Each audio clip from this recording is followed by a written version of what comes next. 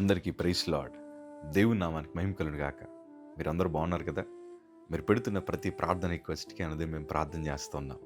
మా ఆశ అంతా ఒకటే. ఎక్కడైతే మీరు తృణీకరించబడ్డారో, ఎక్కడైతే ఓడిపోయారో, ఎక్కడైతే గుండెలు పగిలేలాగా ఏడ్చారో, అదే స్థలాల్లో నా ప్రభు మీ అందరినీ హెచ్చించబోతున్నారు. విశ్వాసంతో ప్రార్థన చేయండి. ఘనమైన విజయాలు ఖచ్చితంగా నా ప్రభు మీ అందరికీ దయచేయబోతున్నారు. God bless you all. ప్రియ సంగమా, ఒక సేవకుడిగా నా అనుభవంతో మీకు మాట చెప్తాను. ఎలాంటి క్లిష్టమైన పరిస్థితులు మీరు ఎదుర్కొంటున్నా, ఎలాంటి అపజయాల మధ్యన మీరున్నా, ఎలాంటి కఠినమైన శోధన మధ్యన మీరున్నా, ఎన్నడూ ప్రార్థన ఆపొద్దు. మన చుట్టూ అనేక మంది నీ ప్రార్థన ఆపాలని ఎన్నో ప్రయత్నాలు చేస్తూ ఉంటారు. కొంతమంది నీ దగ్గరికి వచ్చి, ఇంకెందుకు ప్రార్థిస్తున్నావు, ఇంకా రాలేదు కదా ఉద్యోగం, ఇంకెందుకు ఉపవాసాలు అంటున్నావు, నీ కుటుంబం అయిపోయింది కదా, ఇంకెందుకు ప్రభు సన్నిధికి వెళ్తున్నావు, నీ జీవితంలో ఇంకేమీలు జరగదని కొన్నిసార్లు చాలామంది మనల్ని బలహీనపరుస్తుంటారు. కానీ నేను అంటాను, ఎన్నడూ ప్రార్థన ఆపొద్దు. ఎందుకంటే ప్రార్థన వినడానికి నా ప్రభు సిద్ధంగా ఉన్నారు. ఆ ప్రార్థనలకి తగిన కాలం ముందు జవాబు ఇవ్వడానికి నా ప్రభు ఆశపడుతున్న దేవుడు ఆయన. ఈరోజు మీరు ఇంకా ఎక్కువ ప్రార్థించేవారు ఉండాలని నా అనుభవంతో చెప్తున్నాను. దేవుని వాక్యంలో లూకా సువార్త 18వ అధ్యాయము 38వ మాట చదవగలిగితే, అప్పుడు వాడు యేసు, దావీదు కుమారుడా, నన్ను కరుణించమని కేకలు వేయగా, ఊరకుండమని ముందర నడుచుచున్నవారు వారిని గద్దించిరి గాని, వాడు మరి ఎక్కువగా, దావీదు కుమారుడా, నన్ను కరుణించమని కేకలు వేసెను. ఒక గ్రుడ్డివాడు త్రోవ ప్రక్కన ఉన్నాడు.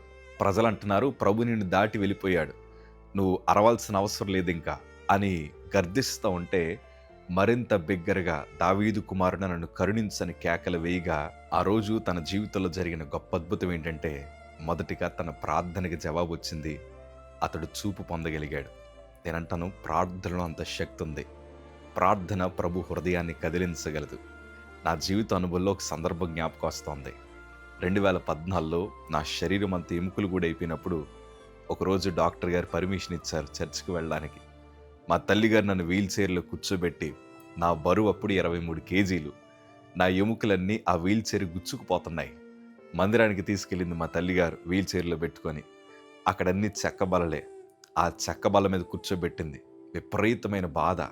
మా తల్లిగారు అన్నారు, నువ్వేం చెప్పాలనుకుంటున్నావు ప్రభుతో చెప్పు, నువ్వేం అడగాలనుకుంటున్నావు ప్రభుని అడుగు, ఇది తప్ప మరొక మార్గం మనకు లేదని మా తల్లిగారు బోధించినప్పుడు ఇంకా బల్ల పట్టుకుని ఏడవడం ప్రారంభించాను.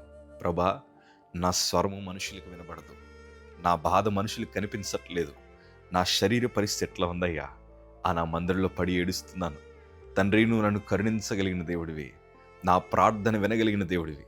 అందరూ నేను చనిపోతానని చెప్తున్నారయ్యా. నేను ఎముకలు గూడిగా మార్చబడ్డాను. ప్రార్థనలో శక్తి ఉందన్న సంగతి నాకు తెలుసయ్యా. నా ప్రార్థనకి జవాబు ఈ ప్రభు అని కన్నీరు కారుస్తూ ప్రార్థించాను. ఈరోజు దేవుడు సజీవమైన రెక్కల చాటును మరుగుపరిచి మీ ముందరికి ప్రభు తీసుకొచ్చారు. అదే విశ్వాసంతో నేను అంటున్నాను, ఏ క్లిష్టమైన పరిస్థితి వచ్చినా ప్రార్థన ఆపొద్దు. నన్ను కూడా చాలామంది, ఇంకా నువ్వు ప్రార్థన చేయొద్దు, నీ రోగం ఏం బాగుపడదు, నువ్వు ఏడిస్తే బాగుపడతావని చాలామంది అన్నారు.